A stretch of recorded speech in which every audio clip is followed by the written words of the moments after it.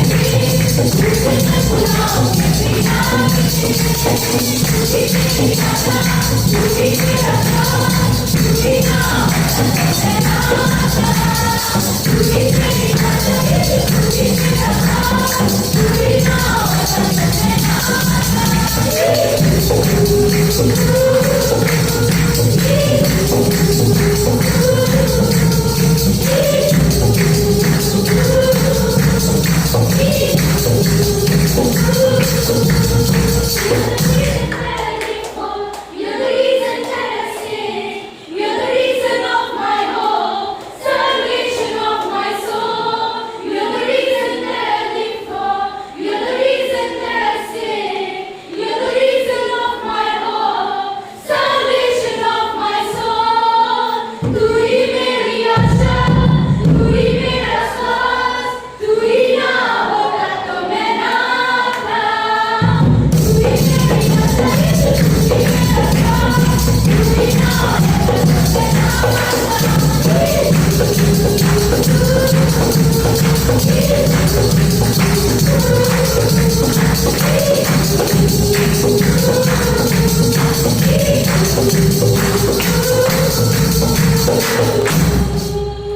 एक जोरदार ताली बजाइए।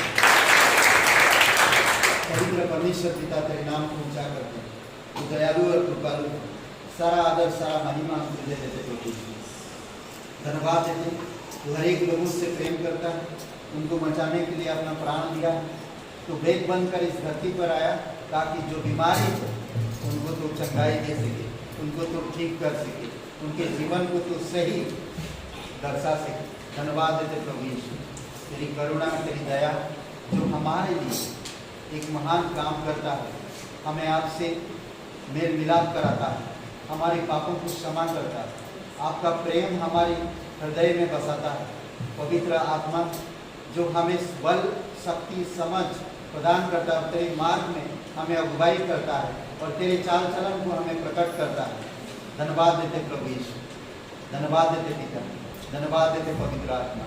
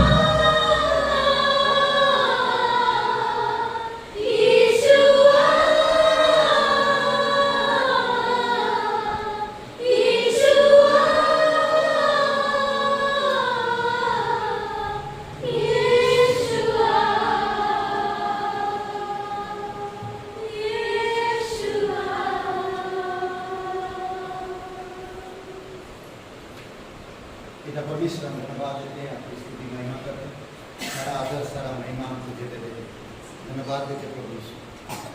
हमारे दुख को देखा, हमारी बीमारी को देखा, हमारी अधर्म को देखा, हमारी पापों को देखा, फिर भी तू हम लोगों से प्रेम किया। तेरा प्रेम निस्वार्थ, बिना शर्त के प्रभु यीशु, ये प्रेम अगापे प्रेम है जो चिरस्थायी है। थोड़ी समय के लिए आपने हमसे प्रेम नहीं किया, तो हमेशा के लिए हमसे प्रेम किया। इसीलिए प्रभु हम तेरे प्रेम को समझ सके, आप हमारी समझ को खोल दो। धन्यवाद देते हैं, अपने हाथों को उठाकर तेरी महिमा करते हैं। तो जीवित परमेश्वर, तो हम लोगों से प्रेम करता है, अनंत प्रेम से प्रेम करता है, निस्वार्थ प्रेम से प्रेम करता है। तेरा प्रेम में कोई स्वार्थ नहीं है, तेरे प्रेम कभी कम ज़्यादा नहीं होता। तेरा प्रेम हमेशा एक समान रहता। प्रभु हम छोड़ भी दे तुझे तो भी तू हमसे प्रेम करता। प्रभु हम तेरे विरोध में कुछ काम करें तब भी तू हमसे प्रेम करता। धन्यवाद देते प्रभु, तेरे प्रेम के लिए हम धन्यवाद देते। धन्यवाद देते तेरे प्रेम के कारण तूने हमारी अधर्म को मिटाने के लिए तू अपना प्राण दे दिया। हमारी अधर्म के दंड अपने ऊपर लेकर तू दंडित हुआ, ताकि हम अधर्म से बच जाए, दंड से बच जाए। प्रभु यीशु हम तेरी महिमा करते, धन्यवाद देते। तू जीवित है, हमारे बीच में आज मौजूद है, हमारे हृदय से आज बातें करो पिता। तेरी स्तुति महिमा करते, दयालु और कृपालु परमेश्वर, सारा आदर सारा महिमा हम तुझे देते। धन्यवाद आज का दिन इस समय प्रार्थना प्रभु यीशु मसीह के नाम से मांगते हैं, आमीन। में आप सभी का स्वागत है। यदि कोई भाई बहन आज पहली बार आए हुए हैं तो सभी के अपने हाथ को उठा सकते हैं। जो पहली बार आज इस सभा में आए हुए हैं कुछ क्षण के लिए अपने हाथ को उठा सकते हैं। क्या नाम है? नाम बताइए।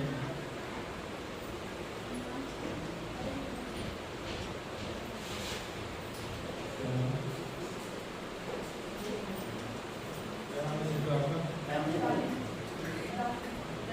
रानी जी के लिए दो तालियां हो जाए। अभी आपको एक पर्चा दिया जाएगा, उसमें आप अपना नाम, एड्रेस और मोबाइल नंबर डालेंगे। आइए हम लोग एक वचन पढ़ते हैं, यूहन्ना 11:35। जब यीशु ने उसको और यहूदियों को जो उसके साथ आए थे रोते देखा तो आत्मा में अत्यंत व्याकुल और दुखी हुआ। परमेश्वर बहुत दयालु है, वो हमारे हृदय को जानता है, हमारी जरूरतों को जानता है। आइए इस वचन के द्वारा हम अपने साप्ताहिक कार्यक्रम में चलेंगे। रविवार सभा प्रातः 11 बजे से 1 बजे तक गाइडेंस पढ़ती है स्कूल में, लेकिन कुछ लोग बहुत लेट हो जाते हैं, समय का ध्यान नहीं होता है, क्योंकि स्तुति आराधना बहुत जरूरी है वचन के साथ साथ। यदि हम अधूरे में आते हैं तो हमें वचन का पूरा ज्ञान भी नहीं हो पाता, पाठन क्या होता है क्या नहीं होता है, तो हमें टॉपिक पता नहीं चल पाती है उस दिन की। तो वचन के पहले स्तुति आराधना में शामिल होना बहुत जरूरी है। इस मंगलवार प्रार्थना सभा मुझे जी और आशा जी के घर पे होगी, समय 7 बजे से हर बुधवार प्रार्थना सभा होती है पास्टर जी के घर पे 7 बजे। नरसिंहपुर गांव के लिए प्रार्थना करिए, वहाँ और भी शिष्य बन सके, परमेश्वर के वचन को जान सके। हमें प्रार्थना करने की जरूरत है। इस सरकारी परिवार है राजकुमार और प्रवीणा जी, आप सब उनके परिवार की परमेश्वर उन्हें आशीष करें और प्रेम देवता और शांति और बुद्धि जो उन्हें आध्यात्मिकता में बढ़ाएं। इस साप्ताहिक जन्मदिन है 3 जुलाई अमित, 6 जुलाई चेतना, 7 जुलाई शिक्षा काजल। परमेश्वर इन सबको आशीष करें। अनिल के लिए जोरदार तालियां हो जाए।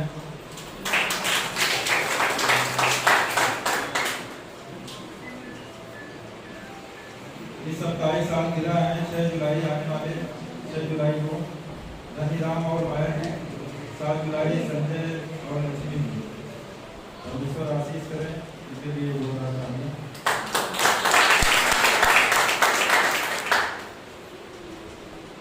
साप्ताहिक मिशनरी हमारी पास्टर नाज नेपाल पोखरा से प्रार्थना करिए अपने परिवार के लिए, कलीसिया बढ़े और नए शिष्य बने, परमेश्वर इन्हें स्वस्थ रखें। कुछ नाम है जिनके लिए प्रार्थना करना है, जो संतान से आशीषित हो, परमेश्वर की कृपा रहे। आशा जी, सेनु जी, पूजा बेटी, पूजा फैजाबाद, नेहा जी और चेतना जी के लिए प्रार्थना करने की जो लोग पहली बार आए हुए हैं तो नीचे नंबर दिया गया है पार्टनर जी का, वो यदि कोई समस्या हो पार्टनर जी का ये करा सकते हैं। धन्यवाद।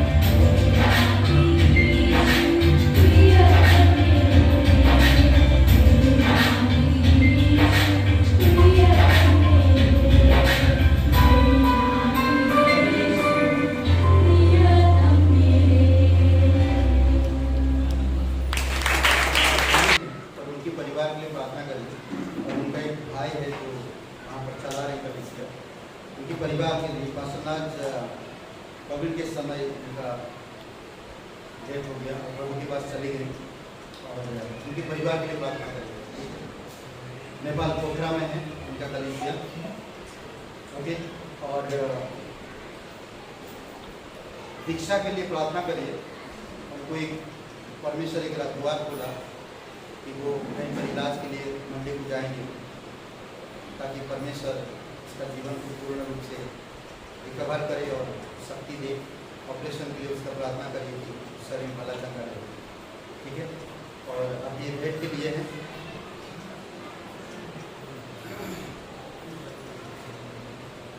आप नागपुर, स्वागत है आप लोग, बहुत बहुत धन्यवाद, जोरदार ताली बजाएं। ओके, मंगलवार को प्रार्थना है मुकेश जी और आशा जी के घर में, तो डिटेल हम लोग दे देंगे मंडे के शाम को, ठीक है, या मंगलवार मॉर्निंग में। तो आ सकते, छोटा घर नहीं है, अभी बड़ा घर है, बैठने के लिए जगह है। आप अपनी माइंड में मत रखिएगा कि छोटा घर है, आशा जी को बैठने नहीं होता, प्रॉब्लम है। अभी बड़ा है, बैठने के लिए भरपूर है। वेलकम वेलकम, प्रार्थना करेंगे, संगति करेंगे, ओके। ये भेंट के लिए एक पिताजी और बच्चे के साथ दुकान में गए थे, दुकान से सामान लिए, तो दुकान वाला बच्चे को बोला टॉफी का जार पड़ा, वहाँ पर देखा कि बेटा, जा रहे थे तो बोला बेटा टॉफी के जार में अपने हाथ डाल दो और जितना उठाना है उठा सकते। दुकानदार ने बोला, तो दुकानदार पहली बात बोला, बच्चा शांत रहा, कुछ बोला नहीं, देखा, फिर पापा को देखा, फिर शांत रहा। फिर दुकानदार ने दोबारा बोला कि बेटा अपना हाथ लो, टॉफी के जार पे डालो और जितना चाहे उतना उठा लो। फिर पापा को देखा, फिर शांत रहा। फिर दुकानदार ने बड़ा विनम्रता से बोला, भाई साहब आप अपना हाथ डालिए और जितना वो उठा लीजिए। तो फिर उसका पिताजी ने डाला तो उठा लिया पूरा हाथ भर दिया और फिर रास्ता में चलते गए बाप बेटे। तो पिताजी ने बोला कि तुमने जार में, टॉफी की जार में हाथ क्यों नहीं डाला? पिताजी मेरा हाथ देख रहे थे, अगर मैं डालता तो दूर टॉफी आता, और आप डाले इतनी सारी टॉफी आती है, तो इसलिए मैं चुप था। कभी कभी एक वचन कहता है, नीति वचन का 16 और वचन 13, अपना सब काम यहोवा को सौंप दे, अपना सब काम यहोवा को सौंप दे और तेरी योजनाएं सफल हो। कई बार आप और मैं खुद डाल देते, आता कुछ नहीं, हम इंतजार नहीं करते, परमेश्वर को सौंपते नहीं कोई चीज, इसलिए हमारी काम सफल होता नहीं। आमीन। आइए प्रार्थना करते हैं। पिता परमेश्वर, हम धन्यवाद देते, आपकी स्तुति महिमा करते, राजाओं का राजा तुम, प्रभुओं का प्रभु। हमें बहुत शक्ति दो कि हम हर एक फैसले आपको सौंप दें, हमारी हर एक योजना आपको सौंप दें। जैसा वो बच्चा ने चुप रहा ताकि दुकानदार उसे बोल सके पिताजी से कि वो टॉफी निकाल सके, प्रभु उसी प्रकार उस बच्चे की तरह हम भी आपके सौंप दे सब कुछ। आप जब करोगे हमारे जीवन में सफल होगा, हम सक्सेस होंगे और भरपूर मिलेगा। हम अगर करेंगे तो शायद हम निराश भी होंगे, पर आप जब करोगे हमारे जीवन में तो बहुत कुछ मिलेगा, भरपूर विकास मिलेगा। धन्यवाद देते प्रभु, अभिषेक करो इस पे, यीशु मसीह के नाम से मांगते, आमीन।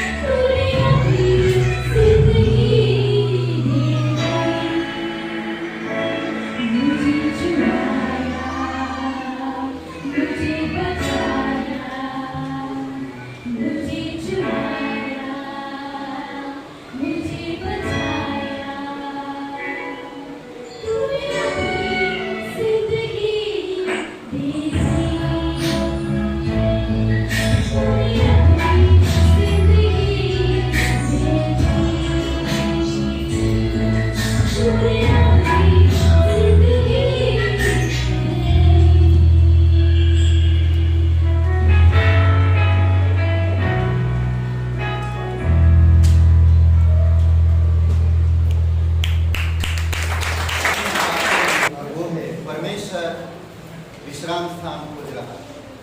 परमेश्वर विश्राम स्थान खोज रहा है। मैं टॉपिक चेंज हो गया क्योंकि मैं करुणा के आंसू के ऊपर बात करने वाला था, बट दूसरा भाग आज मैं वो बात नहीं कर रहा हूँ। आज संदेश कुछ और मैं दे रहा हूँ और ये जो संदेश है मेरे हृदय को बहुत छुआ और परमेश्वर प्रेरणा दिया कि यही संदेश मैं यहाँ पर प्रीच करूँ। और मैं जब सुना तो मेरे हृदय में बोलते ना इनकरेजमेंट, प्रोत्साहन हो गया बहुत, और मैं बहुत उत्तेजित हुआ इस संदेश में। परमेश्वर विश्राम स्थान ढूंढ रहा है, क्या करने के लिए? विश्राम करने के लिए। ओके, यशायाह की किताब 66 अध्याय 1-2 वचन और मत्ती का 11 अध्याय 28 से 30 तक। कोई 2 लोग एक जन पढ़िए, 2 लोग पढ़िए 2 जगह। कोई यशायाह की किताब जोर से पढ़िए 66 1-2 वचन।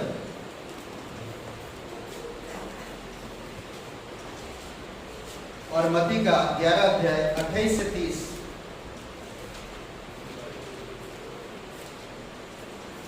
कोई ढूंढेंगे, कोई मतलब पढ़ेंगे। परमेश्वर ढूंढ रहा है क्या? विश्राम स्थान, विश्राम करना चाहता है। क्या आपने कभी ढूंढा है? आपने खोजा है विश्राम स्थान? विश्राम कर सके आप, आराम कर सके आप ना, कोई डिस्टर्बेंस ना हो, कोई परेशानी ना हो, शांति पूर्वक में आराम कर सकूं, विश्राम कर सकूं। ऐसा कभी सोचा? कभी आपके दिमाग में आया? आया भी होगा। ठीक है, कोई पढ़िए। यहोवा यूं कहता है, आकाश मेरा सिंहासन और पृथ्वी मेरे चरणों की चौकी है। तुम मेरे लिए कैसा भवन बनाओगे और मेरे विश्राम का कौन सा स्थान होगा? यहोवा की यही वाणी है। ये सब वस्तुएं मेरे ही हाथ की बनाई हुई हैं, इसलिए ये सब मेरी ही है, परंतु मैं उसी की ओर दृष्टि करूंगा जो दीन और खेदित मन का हो और मेरा वचन सुनकर थरथराता हो। मत्ती का 11 अध्याय 28 से 30। हे सब थके और बोझ से दबे लोगों, मेरे पास आओ, मैं तुम्हें विश्राम दूंगा। मेरा जुआ अपने ऊपर उठा लो और मुझसे सीखो, क्योंकि मैं नम्र और दीन हूँ, और तुम अपने मन में विश्राम पाओगे, क्योंकि मेरा जुआ सहज और मेरा बोझ होगा। पिता परमेश्वर, हम धन्यवाद देते हैं, आपकी स्तुति महिमा करते हैं। दयालु और कृपालु परमेश्वर, सारा आदर सारा महिमा आपको देते हैं। पिता, आप हमें अगुवाई करो, आप हमारे हृदय से बातें करो। हम सुनना चाहते हैं आपसे, हम जानना चाहते हैं आपसे, हम बढ़ना चाहते हैं आपके राज्य में, हम मजबूत होना चाहते हैं आपके वचनों में, हम समझदार होना चाहते हैं आपकी संतान और परिवार में। प्रभु यीशु, आप हमारी मदद कीजिए। धन्यवाद देते हैं, विश्वास के साथ प्रार्थना करते हैं, यकीन करते हैं प्रभु तो हमारी प्रार्थना सुन लो। यीशु नासरी के नाम से मांगते हैं, आमीन। ओके, जय मसीह। जय मसीह। आप लोग जोश नहीं मिलता क्या? आप लोग परमेश्वर के पास आते हैं और आप निराश है, उदास है, थके मांदे, परमेश्वर बुला रहा, ये थके बोझ तले दबे लोग मेरे पास आओ, मैं तुम्हें विश्राम दूंगा। परमेश्वर विश्राम स्थान ढूंढ रहा। क्या ढूंढ रहा? परमेश्वर विश्राम स्थान ढूंढ रहा, विश्राम करने के लिए, और बुला भी रहा कि जो थके हैं, जो बोझ तले दबे हैं, जो परिश्रम करते हैं, मेरे पास आओ। परमेश्वर विश्राम देने वाला, परमेश्वर विश्राम स्थान ढूंढ रहा विश्राम करने के लिए। तो जब उसके पास विश्राम स्थान नहीं है तो आपको कैसे विश्राम देगा? कभी कभी सोचे, आपको आपके पड़ोसी को बोलिए कि परमेश्वर आपको विश्राम दे।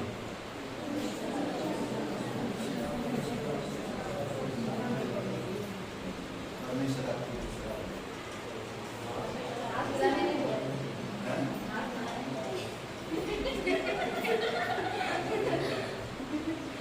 करुणा है, धन्यवाद। करुणा है वो देश में, आग नहीं मिलाना चाहिए।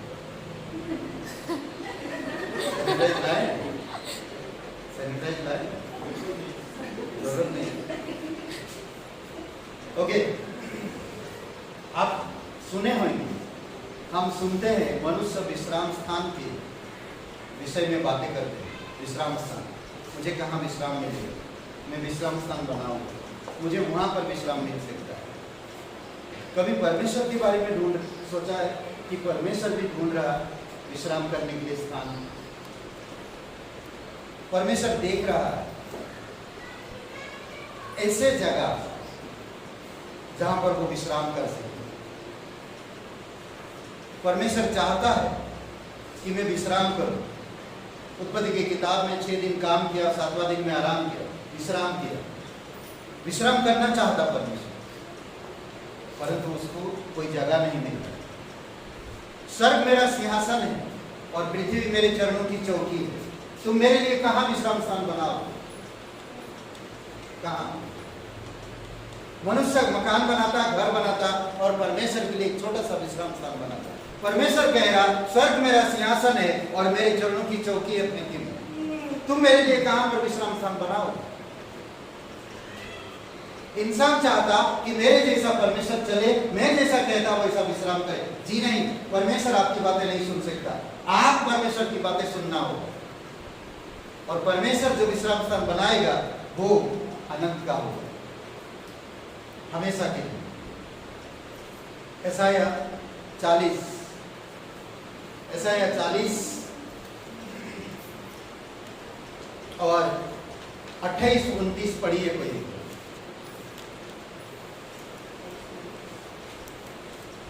क्योंकि तुम नहीं जानते, क्या तुमने नहीं सुना? यहोवा सनातन परमेश्वर और समस्त पृथ्वी का सृष्टिकर्ता है। वह न तो थकता न श्रमित होता है, उसकी बुद्धि अगम है। वह थके हुओं को बल और शक्तिहीन को सामर्थ्य से भर देता है। ये परमेश्वर है, निर्बलों को बल देता, थके हुओं को विश्राम देता, कुचले हुओं को उठाता है, निर्बलों को सामर्थ्य भर देता है। ये परमेश्वर अद्भुत है, अद्भुत परमेश्वर है। समझ रहे? परमेश्वर लोगों की तरफ देख रहा है। परमेश्वर पृथ्वी में अपना नजर लगाए रखता है। परमेश्वर लोगों से प्रेम करता है, हर प्रकार के लोगों से, हर तरह के लोगों से, और लोगों के जीवन में वो विश्राम करना चाहता है। कैसे? परमेश्वर लोगों की तरफ देख रहा है, कुछ कह रहा है कि मनुष्य तू कैसे विश्राम दे सके। परमेश्वर हमेशा इंसान की तरफ देखता है, इंसान को विश्राम देना चाहता है, इंसान को शांति देना चाहता है, इंसान को नरक से, पापों से बचाकर वो अपनी पवित्र स्थान में विश्राम देना चाहता है। इसीलिए वो मत्ती की किताब में कहता है कि हे बोझ तले थके, बोझ तले दबे हुए लोगों मेरे पास आओ और मैं तुम्हें विश्राम दूंगा। और आगे कहता है कि मुझसे सीखो, मैं नम्र और दीन हूं। मुझ में बने रहो, मुझ में बने रहो। जब तुम मुझ में बने रहोगे तो तुम विश्राम पाओगे और तुम बलवंत होगे और तुम हरा भरा रहोगे। अद्भुत है परमेश्वर। परमेश्वर खोज रहा है, पिता परमेश्वर खोज रहा है कि ऐसे इंसानों को जो सच्चाई और आत्मा के साथ उसकी आराधना कर सके, ऐसे इंसानों को ढूंढ रहा है। जब हम यहाँ पर खड़े होकर आराधना करते हैं, क्या मैं सच्चाई में हूँ? क्या मैं परमेश्वर की आत्मा में भरा हूँ? क्या मैं परमेश्वर की महिमा जो कर रहा हूँ यहाँ पर जो खड़ा, क्या मैं इसकी योग्य हूँ? क्या मैं मेरे द्वारा परमेश्वर खुशी है? क्या परमेश्वर मेरे द्वारा मेरे आराधना को ग्रहण करता है? हमें सोचना चाहिए, हमें समझना चाहिए, हमें जानना चाहिए। परमेश्वर देख रहा है, परमेश्वर कुछ करना चाहता है। ऐसे मनुष्य को ढूंढ रहा है जिससे वो विश्राम कर सके। ऐसे आराधना लोगों को ढूंढ रहा है, आराधना करने वाले लोगों को, जिससे वो विश्राम पा सके। ऐसे लोगों को ढूंढ रहा है जो परमेश्वर की वचन सुनकर करता है। ऐसे लोगों को ढूंढ रहा हो। आज हम कितनी बार परमेश्वर की वचन सुनते हैं, कितने बार निगलेक्ट करते हैं। क्या परमेश्वर मेरे अंदर रहकर विश्राम पा सकता है? क्या मेरे मन में कपट नहीं है? अगर मेरे मन में कपट है तो परमेश्वर का प्रेम नहीं है। परमेश्वर मेरे द्वारा वो विश्राम नहीं पा रहा। कितना कितना कितना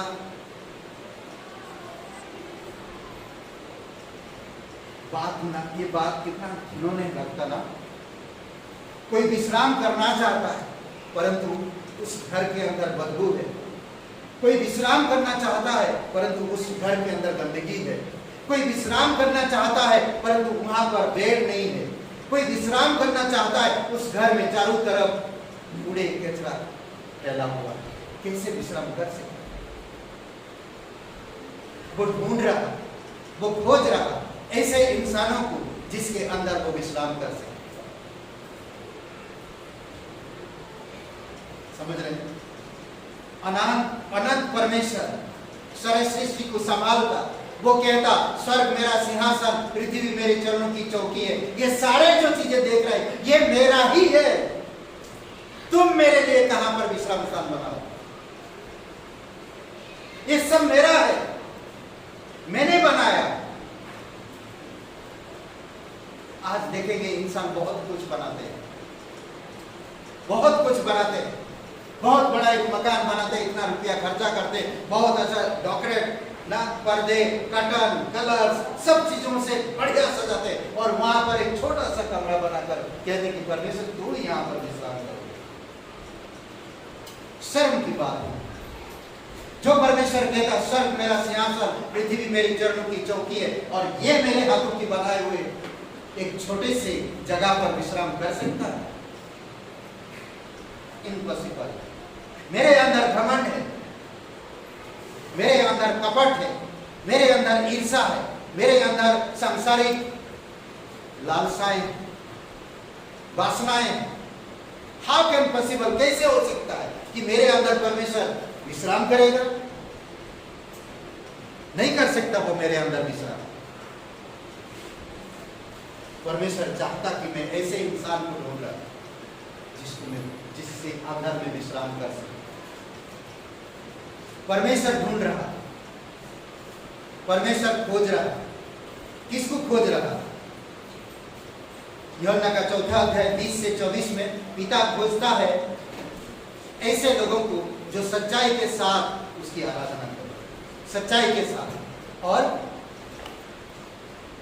सच्चाई और आत्मा के साथ ऐसे लोगों को ढूंढ रहा परमेश्वर।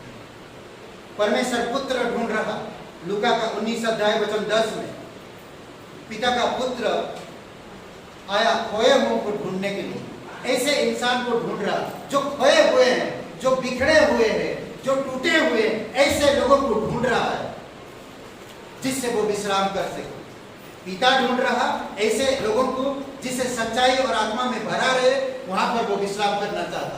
परमेश्वर पुत्र ढूंढ रहा ऐसे खोए हुओं को जो टूटे हुए, जो पूरी तरह से बिगड़े हुए, ऐसे लोगों के अंदर वो विश्राम कर सके। पवित्र आत्मा ढूंढ रहा है प्रेरितों के काम 4 अध्याय 9 अध्याय 4 अध्याय 8 अध्याय 13 अध्याय 19 अध्याय ऐसे लोगों को ढूंढ रहा जिसके द्वारा वो विश्राम कर सके। समझ रहे? ऐसे लोगों को परमेश्वर ढूंढ रहा है। कैसे लोगों को परमेश्वर ढूंढ रहा? देखेंगे हम कुछ चीजें।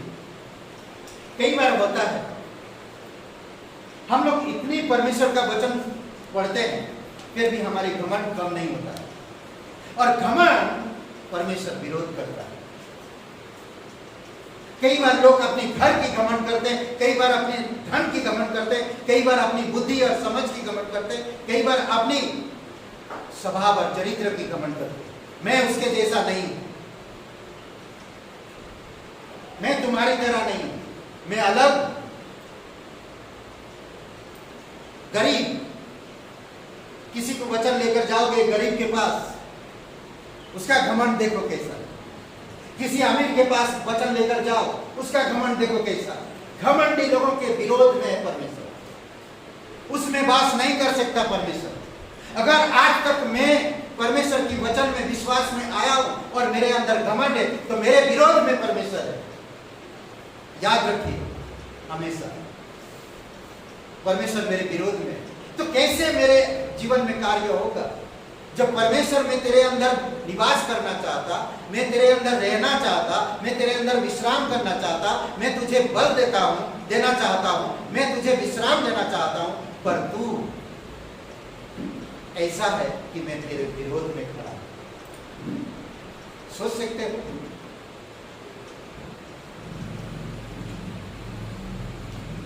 परमेश्वर आपके विरोध में, परमेश्वर आपसे प्यार करता है, परमेश्वर आपको जानता है, परमेश्वर आपको समझता है, परमेश्वर आपको ऐसा इंसान देखना चाहता जिससे वो विश्राम कर सके। परंतु अफसोस की बात कि वो हमारा विरोध कर रहा, वो मेरा विरोध कर रहा, इसलिए मैं सांसारिक हूं, इसलिए कि मैं शैतानिक चीजों पर ज्यादा खेलता हूं, नजर रखता हूं, ध्यान देता हूं, और हमारे शरीर, परमेश्वर की सलाह हम नहीं लेते हैं, परंतु हमारी सांसारिक लोगों की सलाह जरूर लेते हैं। कई बार होता है परमेश्वर के सिद्धांतों में हम नहीं बढ़ते, परंतु सांसारिक सिद्धांतों में हम बहुत बढ़ते हैं।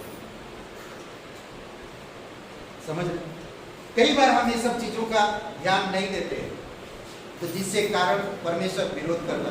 कोई एक जन खड़ा होकर पढ़िए याकूब का चौथे अध्याय 4 से 8 बचे, याकूब का चौथे अध्याय 4 से 8। परमेश्वर विरोध करता क्यों? किन लोगों का क्यों विरोध कर रहा? पढ़िए 4 से 8 बचे। क्या तुम नहीं जानते कि संसार से मित्रता करनी परमेश्वर से बैर करना है? अतः जो कोई संसार का मित्र होना चाहता है वह अपने आप को परमेश्वर का बैरी बनाता है। क्या तुम यह समझते हो कि पवित्र शास्त्र व्यक्त कहता है, जिस आत्मा को उसने हमारे भीतर बसाया है, क्या वह ऐसी लालसा करता है जिसका प्रतिफल दाह हो? देता है। इस कारण यह लिखा है, परमेश्वर अभिमानियों का विरोध करता है पर दीनों पर अनुग्रह करता है। इसलिए परमेश्वर के अधीन हो जाओ और शैतान का सामना करो, तो वह तुम्हारे पास से भाग निकलेगा। परमेश्वर के निकट आओ तो वह भी तुम्हारे निकट आएगा। हे पापियों, अपने हाथ शुद्ध करो, और हे दुष्टे लोगों, अपने हृदय को पवित्र करो। समझ रहे? ये व्यभिचारिणी, हम दूषित रहते हैं, हम इधर भी रहते हैं और इधर भी रहते हैं। हम सांसारिक नहीं हो सकते हैं। अगर आप परमेश्वर की हो तो परमेश्वर की प्रेम को समझो, अगर आप सांसारिक हो तो संसार में रहो। क्या कह रहा? हमारी शत्रु 3 है, संसार, शैतान और हमारी देह। हमारे शरीर कई बार हमारी लालसाओं में हमें गिराता है और हम गिरते हैं, हम घमंडी होते हैं। घमंडी होकर परमेश्वर विरोध करता है। हम परमेश्वर को जानते तो है, पर जैसा जानना चाहिए वैसा नहीं जानते। परमेश्वर मेरे अंदर विश्राम करना चाहता, परंतु मैं कहता कि परमेश्वर मेरे अंदर विश्राम मत करो। कैसा लगता है? परमेश्वर आपसे प्यार करता और कहते कि परमेश्वर प्यार मत करो। परमेश्वर आपको दया देना चाहता, परमेश्वर मैं तेरी दया की जरूरत नहीं। सोचिए कारण क्यों मालूम है? हम ऐसा बोलते नहीं है, पर हमारी स्वभाव और चरित्र से ऐसा बोलना जैसा हो जाता है। समझ रहे? परमेश्वर विश्राम करना चाहता, परंतु विश्राम नहीं कर पाता। परमेश्वर आपके अंदर विश्राम करना चाहता, आपको बल देना चाहता, आपको चंगाई देना चाहता, आपको शांति देना चाहता, आपकी घटी कमी को दूर करना चाहता। आप जो थकते हो विश्राम लेना चाहते, पर कई बार हम सांसारिक अभिलाषाओं से, शरीर की अभिलाषाओं से, आंखों की लालसाओं से, शरीर की लालसाओं से, आंखों की अभिलाषाओं से और संसार की वासनाओं से हम पीछे नहीं हटते। हम उसी में पड़े हुए, हम उन्हीं में। जो परमेश्वर कह रहा स्वर्ग मेरा सिंहासन, पृथ्वी मेरी चरणों की चौकी है, ये सारे वस्तु मेरे हैं, मैंने बनाया है, ये मेरा है, वो आपका नहीं। आज मैं घर के लिए घमंड कर रहा हूं, कल मैं नहीं रहूंगा, घर किसका होगा? ये धरती, ये पृथ्वी नष्ट होगा, सारी चीजें खत्म हो गए। लूत की पत्नी के बारे में सोचिए, थोड़ी समझिए। बहुत अच्छा घर सजाया था, पूरे जीवन घर पे लगा दिया था उसने, परमेश्वर पे ध्यान नहीं दिया। फिर भी लूत के कारण परमेश्वर ने पूरे परिवार को बचाना चाहा। आज भी परमेश्वर आपसे पुकार पुकार कर कहेगा, घर परिवार सांसारिक चीजों में मन मत लगाओ, मेरे चीजों पर ध्यान दो, नम्र बनो, दीन बनो, परमेश्वर के अनुग्रह को समझो, परमेश्वर के मार्ग में चलो। पर आप और मैं सांसारिक चीजों में ज्यादा मन लगाते हैं। कई बार हम बहाना करते हैं, आज मेरे पास समय नहीं हो परमेश्वर की वचन सुनने के लिए। कई सारे भाई बहनों को मैं पूछता हूँ, क्या आज आप वचन पढ़े? नहीं, आज मेरे पास टाइम नहीं हुआ, मैं नहीं पढ़ पाया। मैं कितना दुखी होता हूँ, कितना अफसोस की बात है। जो परमेश्वर आपको जीवन देता, जो परमेश्वर आपको शांति देता, जो परमेश्र आपके अंदर विश्राम करना चाहता, जो खुशी आनंद से ताजगी देना चाहता, उसी परमेश्वर को हम निग्लेक्ट करते हैं। सोच सकते हैं थोड़ी समय के लिए, लूत की पत्नी खूबसूरत घर बनाया सांसारिक ना, बहुत खूबसूरत घर था, घर में सजाया, देश विदेश से बढ़िया बढ़िया चीजों को लाकर घर में रखा, महंगी महंगी चीजें हैं। अब परमेश्वर कहता है, ये शहर नष्ट करने वाला हूं। लूत, तेरे बच्चे तेरे पत्नी को लेकर इस घर से निकल जा और अपनी प्राण बचा। निकल गए। लूत की पत्नी, पीछे मुड़ के मत देखना, परमेश्वर कहा। और लूत की पत्नी, उसका जान घर में लगा हुआ, पीछे मुड़ने के लिए मना किया परमेश्वर, फिर भी वो पीछे मुड़ी। नतीजा क्या हुआ? घर भी गया, वो भी गई, नमक क्या अम्बा बन गया। समझ रहे हैं? कई बार आप और मैं परमेश्वर के सिद्धांतों को, परमेश्वर के अनुग्रह को, परमेश्वर के पवित्र आत्मा को, परमेश्वर की उपस्थिति को हम नहीं समझ पाते, परमेश्वर के पुनरुत्थान को नहीं समझ पाते, परमेश्वर की क्रूस को नहीं समझ पाते, और हम सांसारिक में इतनी मन लगाते हैं कि कुछ प्रोग्राम कर रहे हैं, पास्टर जी बार बार व्हाट्सएप में इसमें डाल रहे हैं, क्या है वो कान में नहीं, वो नजर में आता, क्या है पास्टर जी बार बार हटाओ, अपने काम में लगे। मेरा काम बताना, मेरा काम आपको बताकर ये करना, सतर्क करना, परमेश्वर को पकड़ लो, परमेश्वर को महत्व दो। जानते हैं परमेश्वर क्या कहता है? आप जिस चीज के लिए ढूंढ रहे हैं, क्या ढूंढ रहे हैं? जीवन सही हो, जिंदगी सही हो, खुशी आनंद से भरपूर हो। जानते हैं वचन में क्या कहता है? वचन संहिता 16 और वचन 11 में, तू मेरा जीवन का मार्ग दिखाएगा, जीवन की मार्ग दिखाएगा। वो दिखाता जीवन की मार्ग। नेक्स्ट कहता, आनंद की भरपूरी तेरे पास है। नेक्स्ट कहता, और तेरे दाहिने हाथ सुख सर्वदा बना रहता है। Praise God. परमेश्वर के पास क्या है? वो मेरे जीवन को रास्ता देता है, सही जीवन को सही रास्ता में ले चलता, जीवन के हर एक जरूरतों को पूरा करता है। उसके पास खुशी और आनंद की भरपूरता है, उसके पास सब चीजें हैं, और कहते कि उसके पास जो सुख है वो सर्वदा है। इस संसार की सुख ढूंढते हैं हम, इस संसार में जीवन हम कैसे चलाना है। बहुत बड़े बड़े किताब पढ़ते हैं, बहुत बड़े बड़े कवियों के पास जाते हैं, बहुत बड़े बड़े ज्ञानियों के पास जाते हैं, बहुत बड़े बड़े साइंटिस्ट के पास जाते हैं, उनकी किताब पढ़ते हैं ताकि मेरे जीवन की उपाय मिल सके। बट परमेश्वर का वचन कहता, तू मुझे मेरे जीवन का क्या कहता है, पढ़िए जरा, तू मेरे जीवन का मार्ग दिखाएगा। अद्भुत परमेश्वर है। अगर मैं परमेश्वर को महत्व दूंगा, अगर मैं परमेश्वर को महत्व दूंगा, परमेश्वर खोज रहा है कि मैं कहां विश्राम करूं। उसने पतरस का विरोध किया, उसने याकूब और यूहन्ना का विरोध किया, उसने कई सारे लोगों का विरोध किया।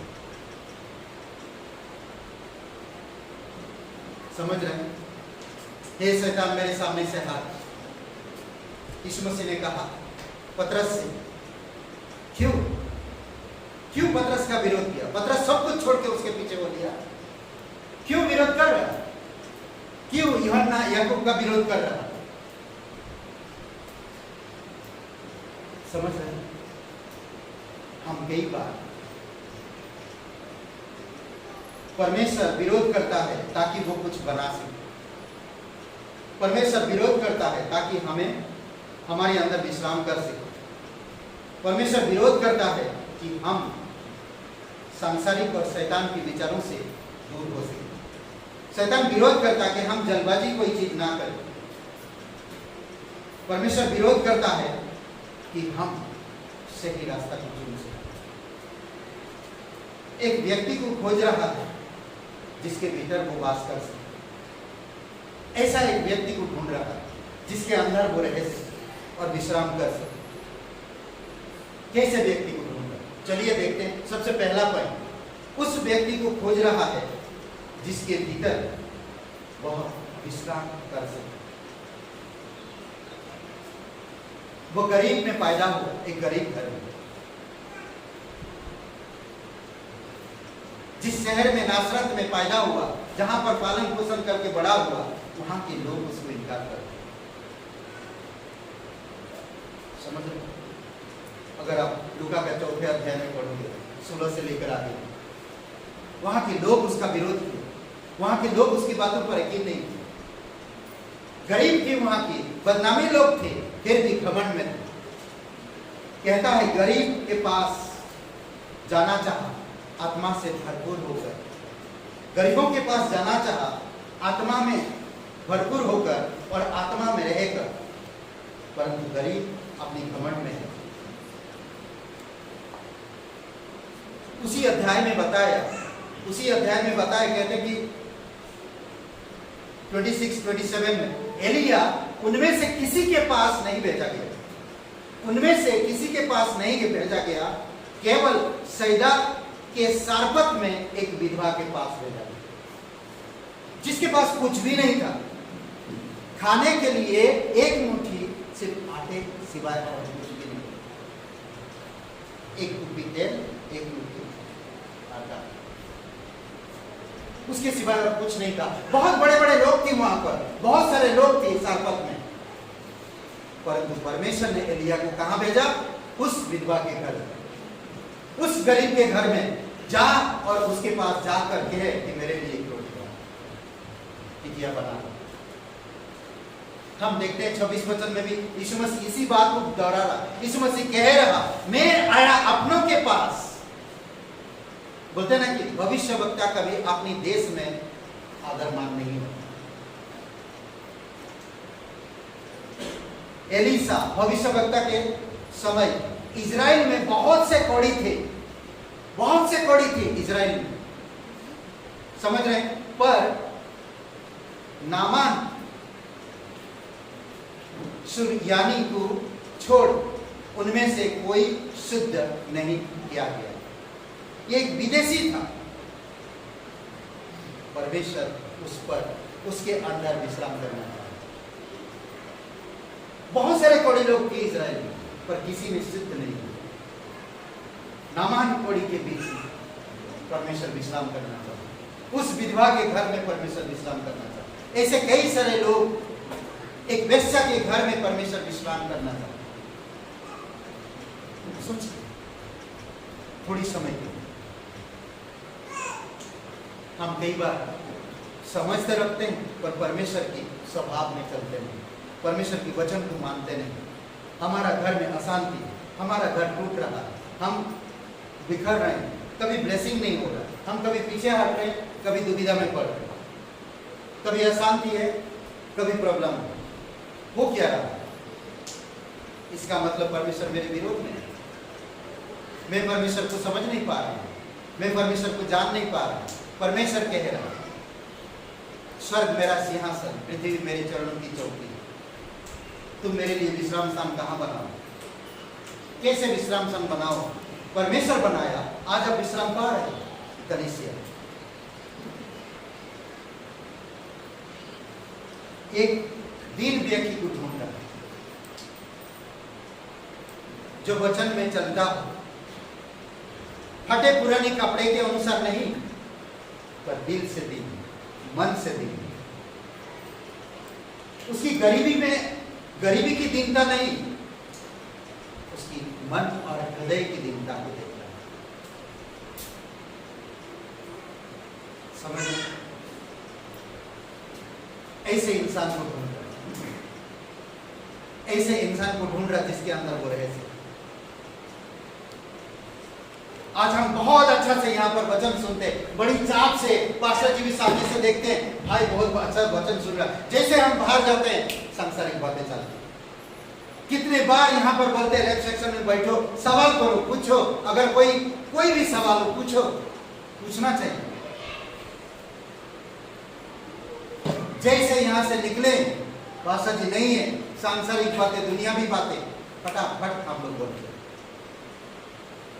कितने स्टाइल से बोलते हैं, कितने आदर के साथ बोलते हैं, कितने घमंड के साथ बोलते हैं।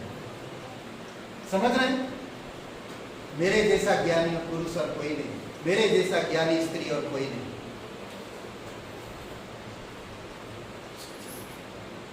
सांसारिक, शैतानी और दैहिक परमेश्वर विरोध करता है। मूसा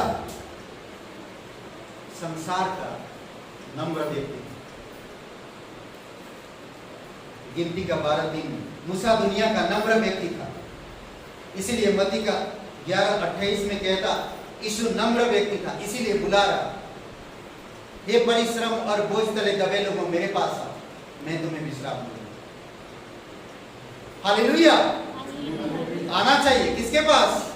संसार के पास, शैतान के पास नहीं, यीशु के पास। संसार क्या देता हमें?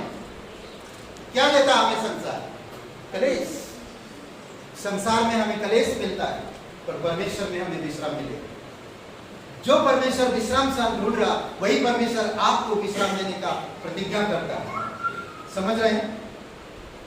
यीशु नम्र व्यक्ति था, इसीलिए हमें उससे सीखना चाहिए। ऐसे इंसान को ढूंढ रहा है परमेश्वर, जिसके अंदर वो रह सके और विश्राम कर सके। दूसरी बात, टूटा हुआ आत्मा नम्र व्यक्ति होता है। टूटा हुआ आत्मा जो टूटता है। समझ रहे हैं क्या कहता है? यशायाह 66 और वचन 2 पढ़िए दोबारा, 66 का 2 वचन।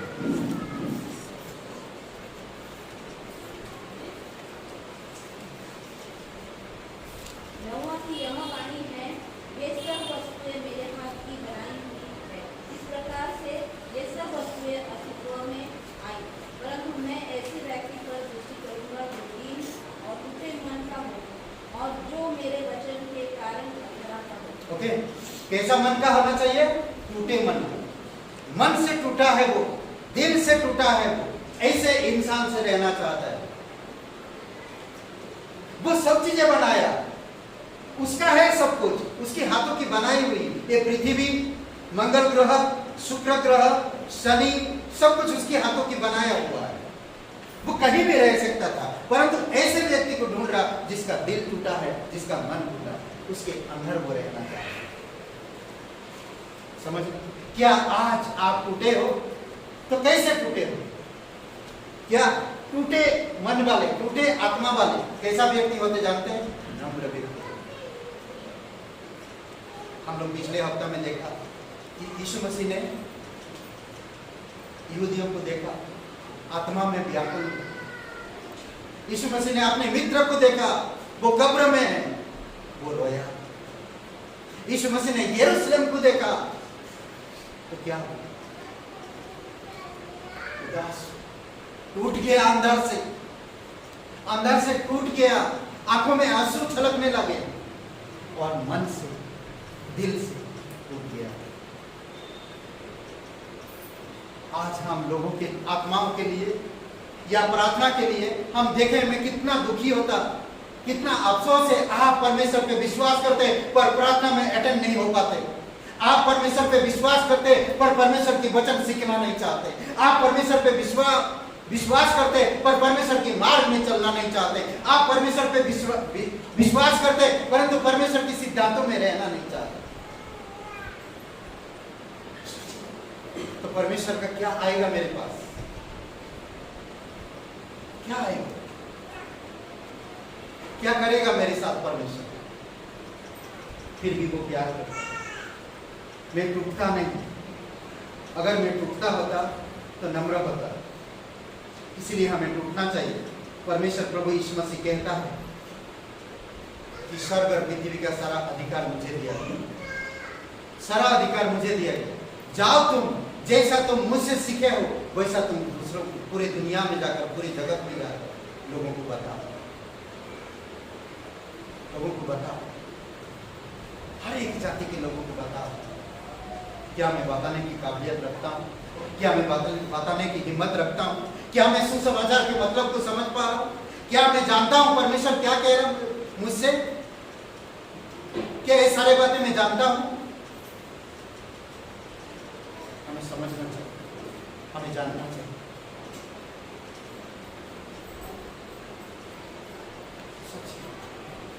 थोड़ी समय के लिए टूटा हुआ आत्मा नम्र व्यक्ति गिना जाता है।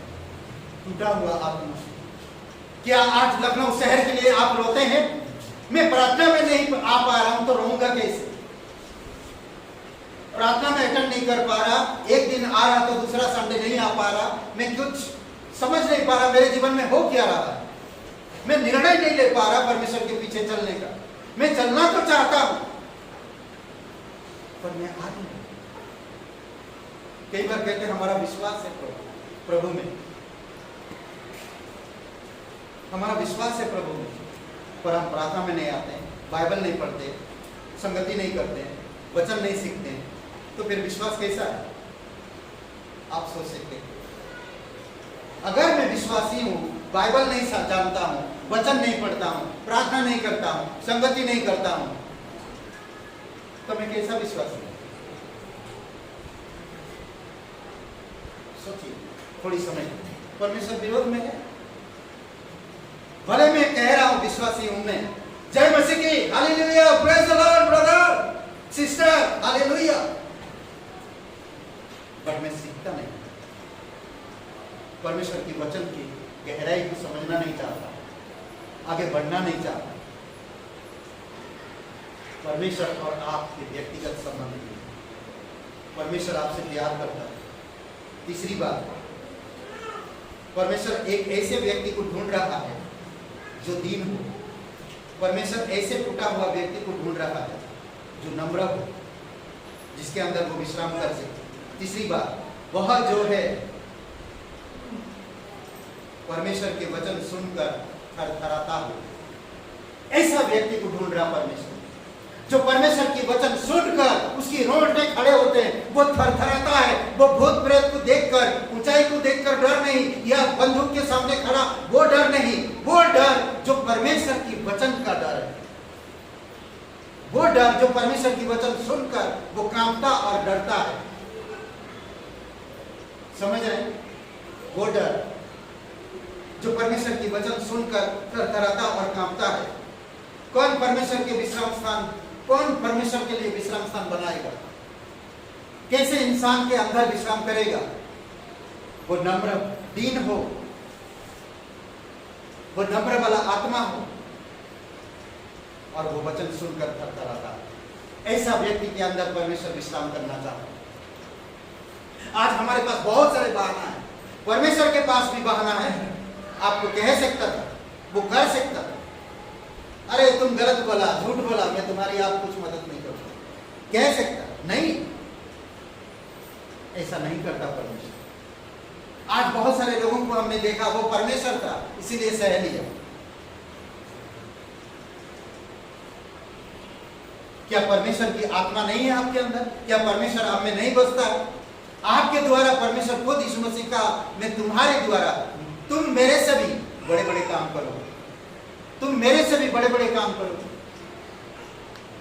परंतु हमारा विश्वास कम है, हम सांसारिक में ज्यादा है, हम दैहिक ज्यादा होते हैं, आत्मिक कम होते हैं। हम समझ नहीं पाते कि परमेश्वर में कैसा टूटना, हम समझ नहीं पाते कि मैं नम्र कैसे बनूं, हम जान नहीं पाते कि परमेश्वर मूसा को कैसे नम्र व्यक्ति बना दिया। मूसा के बारे में पढ़िए, गिनती का 12 अध्याय, मूसा के बारे में सोचिए कि वो कैसे नम्र व्यक्ति बन गया। उसकी भाई बहन उसका विरोध भी किए, उसका विरोध किए। ऐसा नम्र व्यक्ति जो परमेश्वर उनका विरोध किया, उसकी भाई बहन ने परमेश्वर उनका विरोध किया। ये मेरे दास है, दुनिया का सबसे नम्र व्यक्ति, तुम इसके बारे में कह रहे हो। कोढ़ में आ गया उसकी बहन, सफेद कोढ़ हो गई। फिर जाकर वही भाई परमेश्वर से विनती करता है कि मेरे बहन को माफ कर दो और चंगाई दो, चंगा दो। ये नम्र व्यक्ति है। आप जब नम्र बनेंगे आप खुद समझ पाएंगे परमेश्वर आपकी प्रार्थना का उत्तर दे रहा है। आप जब वचन पढ़ोगे, नम्र व्यक्ति बनोगे, आपके अंदर से वचन निकल रहा है। खुद ब खुद परमेश्वर विश्राम कर रहा है आपके अंदर। खुद ब खुद परमेश्वर विश्राम कर रहा आपके अंदर। कौन परमेश्वर के विश्राम स्थान बनाएगा? कौन परमेश्वर के लिए विश्राम स्थान बनाएगा? क्या आप बनाओगे? आज से शुरू करो। कैसा? भवन नहीं, कोई भवन नहीं, या भवन बनाकर उसमें बनाना नहीं। दिल को नम्र करो, दीन बनो, परमेश्वर के वचन का भय रखो। परमेश्वर आपके अंदर विश्राम करेगा। समझ रहे हैं? मन की दीनता के विषय में बात करता है प्रेरितों के काम 20 अध्याय। मन की दीनता के विषय में, मन की दीनता के बारे में कौन सा? प्रेरितों के काम 20 अध्याय 22 वचन कोई जोर से पढ़ी। देखिए पौलुस क्या कह रहा है यहाँ पर, खूबसूरत बात कहता है। अभी सोचिए कि आपको कहीं पर कोई मारने का प्लान बनाया है, आप वहां पर जाओगे तो आपको पकड़ लिया जाएगा और आपको मारेंगे और आपके साथ बहुत बुरा होगा, तो आप उस जगह पे जाओगे क्या? हाँ, जाओगे? अगर पवित्र आत्मा कहता नहीं तुम्हें वहां जाना है तो क्या आप जाओगे? मुझे नहीं लगता आप जाओगे। पवित्र आत्मा का भी हम विरोध कर लेंगे। समझ रहे? हम आसानी से पवित्र आत्मा का भी विरोध कर लेंगे। अरे वो चारों तरफ से पूरा बड़े बड़े लोग हैं वहां पर, चारों तरफ से मेरे षड्यंत्र तो रचे हुए हैं, मैं वहां जाऊंगा तो बच नहीं सकता। पवित्र आत्मा बोल रहा तू जा यहाँ पर, यहाँ से वहां पर जा। तो क्या करूं? पूछता हूँ वाइफ से, पूछता हूँ चाचा जी से, पूछता हूँ जाऊं क्या ना जाऊं, बॉस से पूछता हूँ ना जाऊं क्या ना जाऊं। पवित्र आत्मा ठीक है बोल कर आप प्रेरित कर रहा। यहाँ पर पौलुस क्या कहता है, पढ़िए कोई 22 वचन। देखो मैं आत्मा में बंधा हुआ यरूशलेम को चाहता हूँ और वहाँ न जाने मुझ पर क्या बीतेगा। मुझे नहीं मालूम, आत्मा में मैं बंधा हुआ और मैं यरूशलेम जाऊंगा, वहां पर क्या होगा मुझे नहीं पता, मुझे नहीं मालूम। वो आत्मा का साथ है। मैं आत्मा में बंधा हुआ, मैं शरीर में नहीं, किसी की सलाह के अनुसार नहीं, पर मैं पवित्र आत्मा से बंधा हुआ और मुझे यरूशलेम जाना है। और जहां भी जो कुछ भी होगा मुझे पता नहीं। आज हम डर है किसका? दुनियावी बॉस का डर, पति का डर, पत्नी का डर, माँ बाप का डर, पर परमेश्वर का वचन का डर नहीं है हमारे। सब चीज का डर है हमारे अंदर। आसानी से माँ बाप के सामने झूठ बोल रही है, होमवर्क नहीं किया, हाँ कर लिया, मैंने कर लिया, हाँ मैं कर लिया। वचन का डर नहीं। परमेश्वर में विश्वास करते, कलीसिया आते, पर झूठ बोलते। डर नहीं वचन, परमेश्वर का डर नहीं, माँ बाप का डर है। अगर सच पता चला तो मेरी माँ बाप मुझे वो चीज नहीं देगी, बहुत पीटेंगे, बहुत डांटेंगे। कई बार आप और मैं ये सब चीजों से गुजरे, पर हमें वचन का भय रखना चाहिए। परमेश्वर विरोध किया है और कुछ बनाया भी। परमेश्वर विरोध करता है और कुछ बनाता भी। 16:18 में परमेश्वर कहा कि मैं इस पत्थर से अपना मकान बना, अंधलोक भी, फाटक भी उसमें प्रबल नहीं हो सकता। अंधलोक की शक्ति कोई पड़ेगा क्या? एक जन मती का 16:18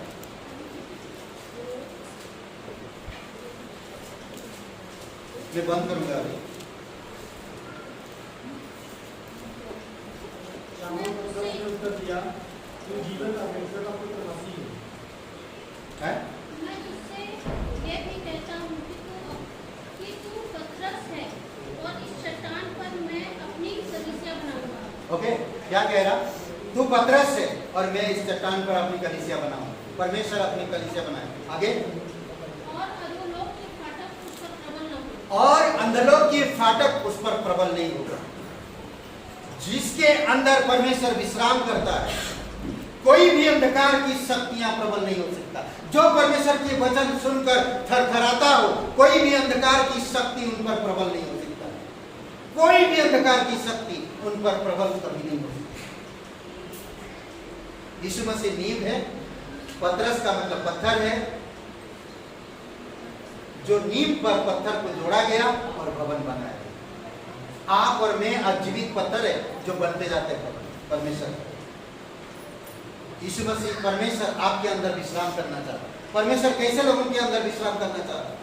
दीन हो, नम्र हो, आत्मा से, मन से दीन हो, आत्मा से नम्र हो और वचन सुनकर थरथराता हो। ऐसे व्यक्ति के अंदर परमेश्वर विश्राम कर पाएगा। ऐसे व्यक्ति को ढूंढता है परमेश्वर, जिसका मन दीन है, जिसका आत्मा नम्र है, जो वचन सुनकर थरथराता है। ऐसे व्यक्ति के अंदर परमेश्वर विश्राम करेगा। लूका का 18 अध्याय में दो व्यक्ति प्रार्थना करने के लिए आते हैं परमेश्वर की भवन में। एक व्यक्ति घमंड, एक व्यक्ति का विरोध होता है और एक को सुनी जाती है। एक का सुनी जाती है और एक का विरोध होता है। ये विरोध क्यों हुआ? क्योंकि वो अपने आप को प्रकट कर रहा है। मैं इसके जैसा नहीं हूं, मैं वचन पढ़ता हूं, व्यवस्था में चलता हूं, मैं 10वां अंश देता हूं, मैं उसके जैसा नहीं। परमेश्वर उसका विरोध किया। वो नम्र नहीं है मन से भी और ना दिल से नम्र नहीं, दीन नहीं, परमेश्वर की वचन का भाई नहीं है उसके अंदर, उसका विरोध किया। पर एक इंसान आकर प्रार्थना करता है, मैं एक पापी इंसान, सर उठाने के लिए भी हिम्मत नहीं करता, ये परमेश्वर का भाई है। ऊपर सर की तरफ सर उठाने का हिम्मत नहीं करता हूं। लूका का 18 अध्याय जब आप पढ़ो, प्रेरितों के काम 7 अध्याय में एक व्यक्ति के बारे में हम देखते हैं जिसका नाम था स्तेफनुस, और उसने कहता कि मैं परमेश्वर के साथ विश्राम कर रहा हूं, मैं परमेश्वर के साथ विश्राम कर रहा हूं। आप वह व्यक्ति बनो जो परमेश्वर को विश्राम दे सके। आप ऐसे व्यक्ति बनो जो परमेश्वर को विश्राम दे सके। समझ रहे?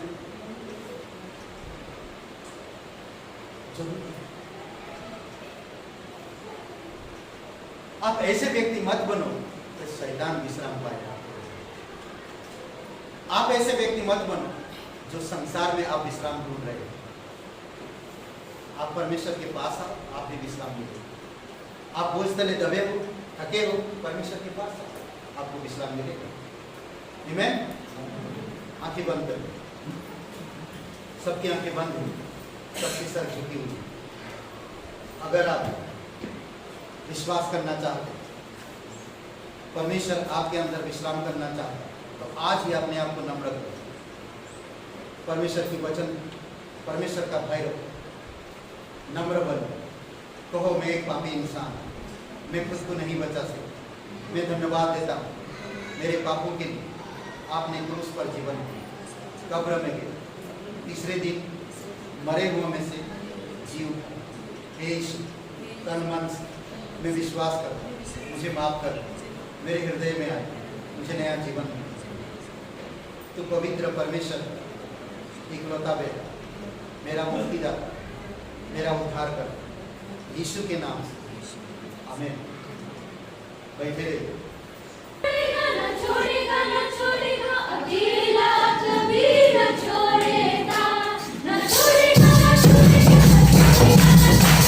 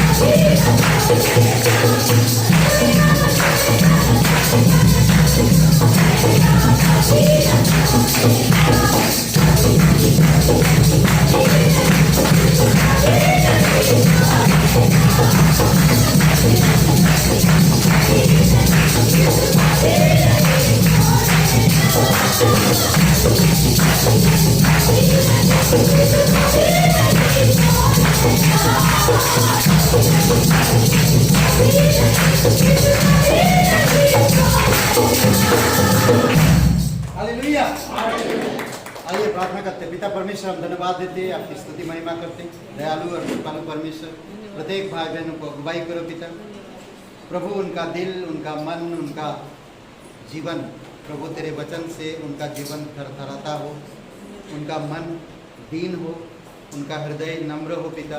ऐसे इंसान के पास या उसके अंदर तू विश्राम करना चाहता है प्रभु।